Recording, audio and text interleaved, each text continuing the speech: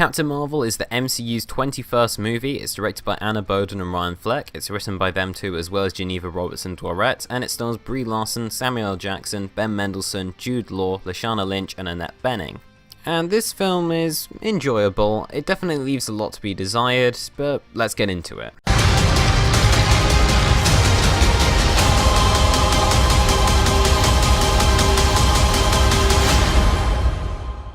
Hey there guys, Mr. Chicken Movies here, and welcome back to another review. And before I actually start this review, I need to preface this. This is a very controversial film due to gender politics and whatever, and it's not my place to talk about this sort of thing. I'd just like to say that gender and sexism and feminism don't factor into anything. They never factor into my reviews, and it won't in this case. And in regards to that, I don't really want to mention it at all, other than the fact that if you judge a film before it's even come out, then why? That's just stupid. But anyway, let's get into it. So, first up, I think the marketing kind of undersold the film. They made it look really generic and boring, and in reality it is actually quite fun. The film's definitely got a really good sense of humour from a lot of the side characters. And I'd also like to mention Goose the Cat. What a legend. I loved him. He was great in this movie.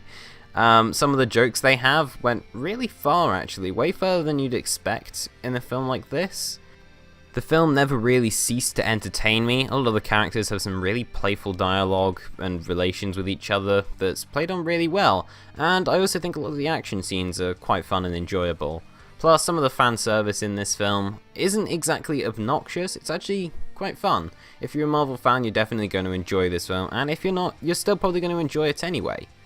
In addition to that, I think the greatest strength of this film, in my opinion, is the film's side characters. Maria Rambeau was a character that I wasn't expecting anything from, but she actually ended up being a pretty well done character, given her relationship with Carol Danvers, and she was given a lot to do in the film. I think Lashana Lynch did a great job, considering I don't think I know her from anything else. Likewise, I think Ben Mendelsohn as Talos was actually really enjoyable in this film. They could have so easily made him a really one-note alien creature, but they actually gave him a lot more personality and some legitimate motivation. But in my opinion, the side character that stole the show for me was Samuel L. Jackson as Nick Fury.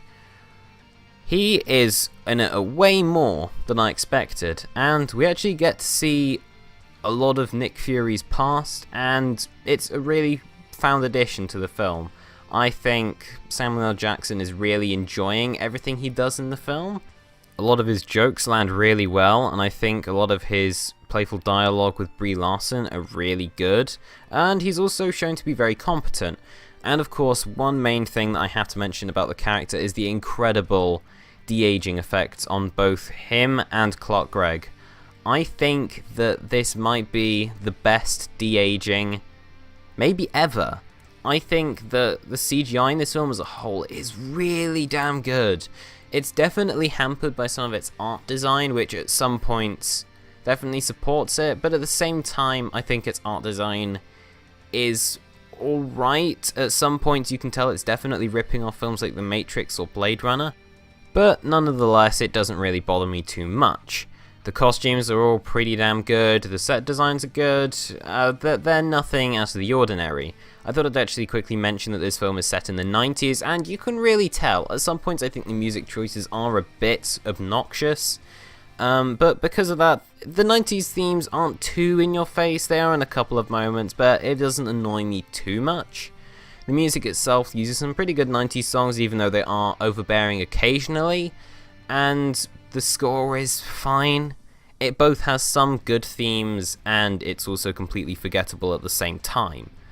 The action sequences of this film, it's a Marvel film, they're enjoyable, but they never really go further than just that. My favourite action scene in the film is the train sequence, but the others are quite forgettable when compared to the rest of the MCU. Now let's get on to the writing, in which I've got 6 bullet points about what I want to talk about. Firstly, this is a crowd pleaser. It's entertaining, it's fun. Is it generic at some points? Sure, but I definitely had a good time while watching it. It never particularly bored me, there's good humour in it, and ultimately, that was all fine.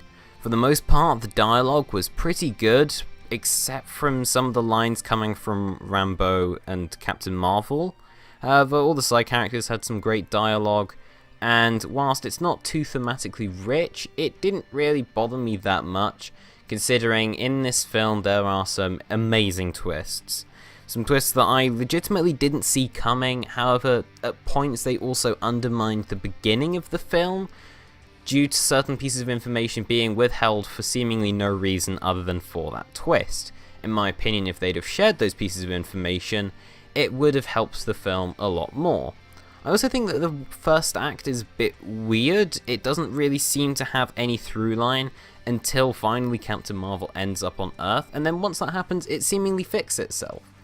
It fixes a lot of its problems as soon as Captain Marvel's on Earth. When that happens, the film gets pretty damn good. I wouldn't say that in terms of writing this film is particularly fresh, because, let's face it, it isn't. A lot of the storytelling is very uninspired and generic, but it doesn't bother me too much. I just wish that some of its storytelling could be a lot better. In particular, this film requires a lot of weirdly edited flashbacks, which I think could have been told in a much better way. But hey, I don't know. Maybe there was something else going on here, but at points it actually kind of confused me as to some of these flashbacks. But maybe that's just me. And the other problem I really have with this writing is, throughout a lot of it, I definitely was invested, but I just didn't care that much. Similarly to another superhero film, Aquaman, there seemed to be a veil that was sat in front of the film, a thin line that made me hard to really connect to what was going on. Maybe it's the fact that it was so light-hearted or so artificial looking that blocks me from it. I wouldn't say I was as disconnected from it as I was from Aquaman, but I definitely did feel that I was missing out on some of the emotional beats in this film. Which leads me to the main problem. Captain Marvel as a character is kind of dull.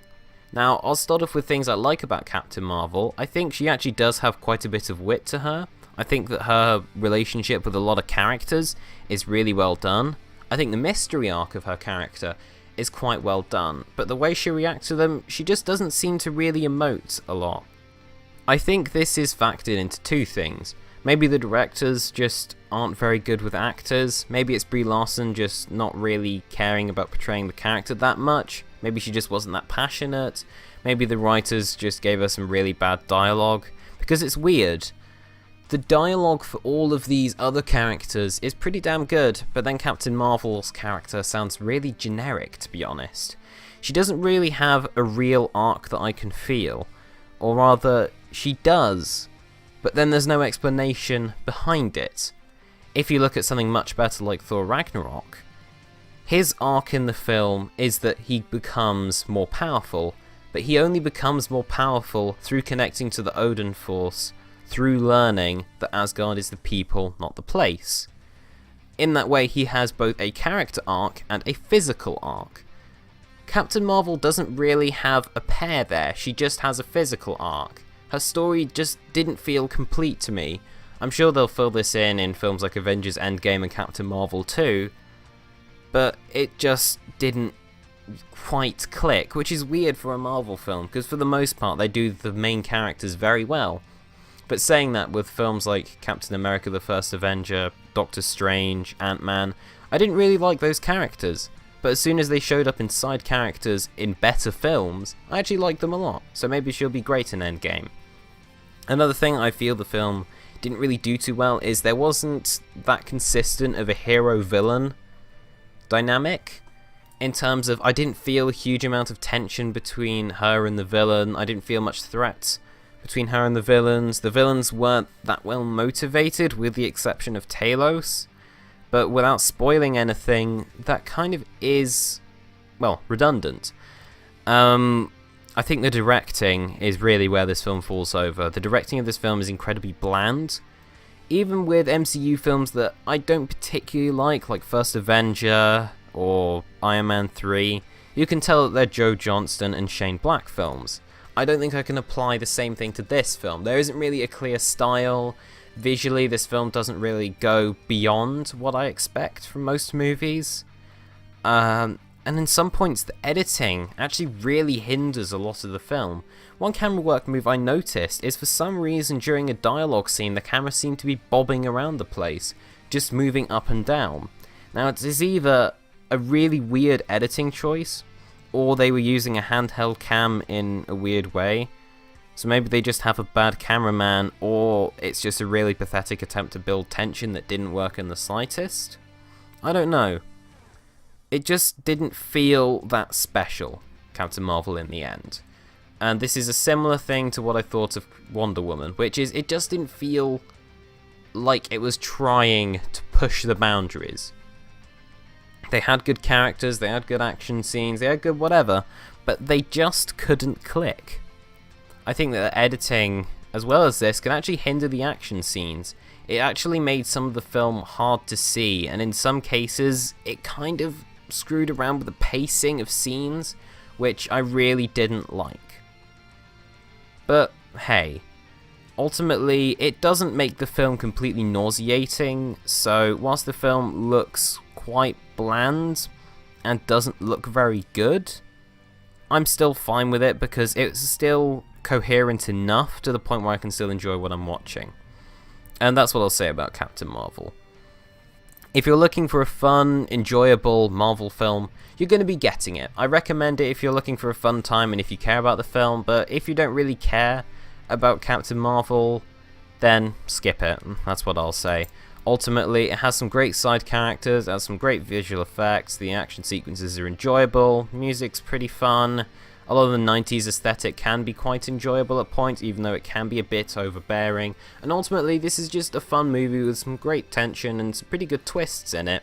But ultimately, a lot of the film is very dull and uninspired, and I think that they just didn't click with Captain Marvel's character. I just didn't feel a lot of this film. Maybe that's just me, but hey, I can't change my own opinion that well. And ultimately, this film, whilst definitely being an enjoyable time, just didn't really go beyond that. I'm going to be giving Captain Marvel a 6 out of 10. And with that said, let's end the video here. So I hope you guys enjoyed this video. If you did, be sure to subscribe, like, and comment. And I'll see you guys in the next video. Bye-bye.